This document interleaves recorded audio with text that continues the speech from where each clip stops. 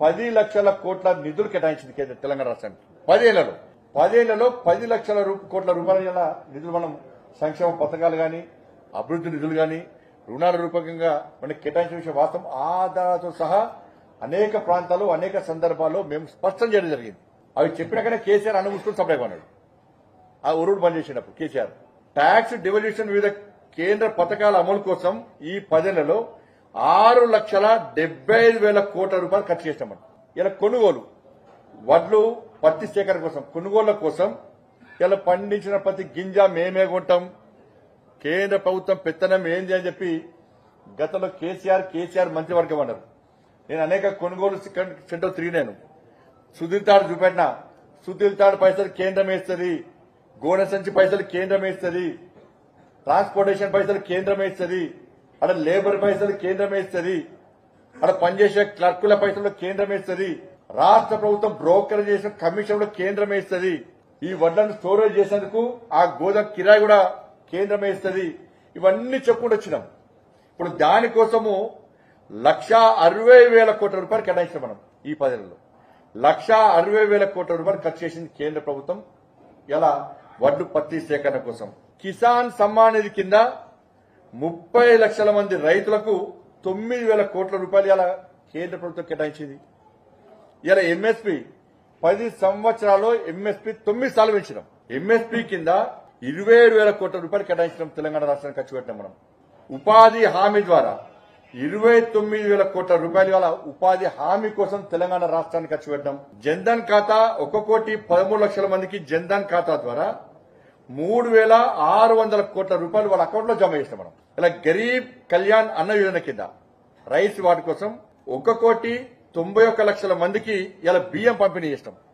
1,91 లక్షల మందికి ఇలా బియ్యం పంపిణీ చేస్తాం మనం గరీబ్ కళ్యాణ్ అన్న యోజన కింద. కానీ ఫోటోలు మాత్రం కేసీఆర్ పెట్టుకున్నాడు. ఇలా 14th finance 15th finance commission ద్వారా గ్రామ పంచాయతీలకు 12,580 కోట్ల రూపాయలను కేంద్ర ప్రభుత్వం గత 10 ఏళ్లలో తెలంగాణ రాష్ట్రానికి ఇచ్చింది. 30 లక్షల టాయిలెట్స్ కట్టించినాం. 5,50,000 ఇళ్లకు కరెంటు సౌకర్యం కల్పించినాం. హైవేస్ నిర్మాణం కోసం 1,15,000 కోట్ల రూపాయలు ఖర్చు చేసినాం. గ్రామీణ సడక్ యోజన కింద 1,100 కోట్ల రూపాయలు ఖర్చు చేసినాం. దాదాపు 4,000 గ్రామీణ సడక్ 4,000 కిలోమీటర్ల రోడ్ల నిర్మాణం చేపట్టాం. దీని ద్వారా వరంగల్లో కాకతీయ, ఆదిలాబాద్ లో రిమ్స్ మెడికల్ హాస్పిటల్ నిర్మాణం జరిగింది. హైదరాబాద్ లో ఈఎస్ఐ సూపర్ స్పెషాలిటీ హాస్పిటల్ నిర్మాణం. 35 లక్షల ఇళ్లకు జల్ జీవన్ మిషన్ కింద నల్ల కనెక్షన్ ఇవ్వడం జరిగింది. పీఎం స్వనిధి కింద 23,000 కోట్ల రూపాయల లబ్ది ఇవాళ పీఎం స్వనిధి కింద ఇవ్వడం జరిగింది. ఆయుష్మాన్ భారత్ స్కీమ్ కింద 80 లక్షల మందికి పైగా లబ్ది ఇవ్వడం జరిగింది. వాళ్ళ 11,80,000 మందికి వాళ్ళ గ్యాస్ కనెక్షన్ ఇవ్వడం జరిగింది ఈ ఏడాది మార్చిలో. దాంతోపాటు మొన్న ఎన్నికల కంటే ముందు కూడా ప్రధానమంత్రి గారు ఈ రాష్ట్రంలో పర్యటించినప్పుడు అనేక అభివృద్ది కార్యక్రమాలు ప్రారంభించడం జరిగింది.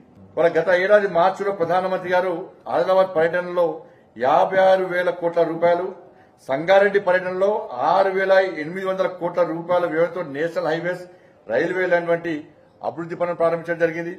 మనోహరాబాద్, సిద్దిపేట కలుపుతూ కొత్త రైలు మార్గంతో సహా రైలు ప్రాజెక్టులను అంకితం చేయడం జరిగింది. గత అక్టోబర్ 3న ప్రధానమంత్రి గారు నిజామాబాద్ పర్యటనలో 8,000 కోట్ల రూపాయల విలువైన వివిధ అభివృద్ది పనులకు శంకుస్థాపన చేయడం జరిగింది. అక్టోబర్ 13న ప్రధానమంత్రి గారు పాలమూరు జిల్లాలో వివిధ పనులకు సంబంధించి 13,500 కోట్ల రూపాయలకు సంబంధించి అభివృద్ది పనులకు శంకుస్థాపన చేయడం జరిగింది. హైదరాబాద్ విశాఖపట్నం కారిడార్ పనుల కోసం 2,460 కోట్ల రూపాయలు కేటాయించడం జరిగింది. Hasanabad Chellapalli LPG pipe line gas project కోసం 2,170 కోట్ల రూపాయలు కేటాయించడం జరిగింది ఎల్పీజీ కోసం. ఇవి ఈ 10 సంవత్సరాల్లో తెలంగాణ రాష్ట్రానికి కేంద్ర ప్రభుత్వము ప్రగతి రూపంలో అభివృద్ది విషయంలో గాని సంక్షేమ పథకాల విషయంలో గాని కేటాయించిన నిధులు ఇవి మాట్లాడారు.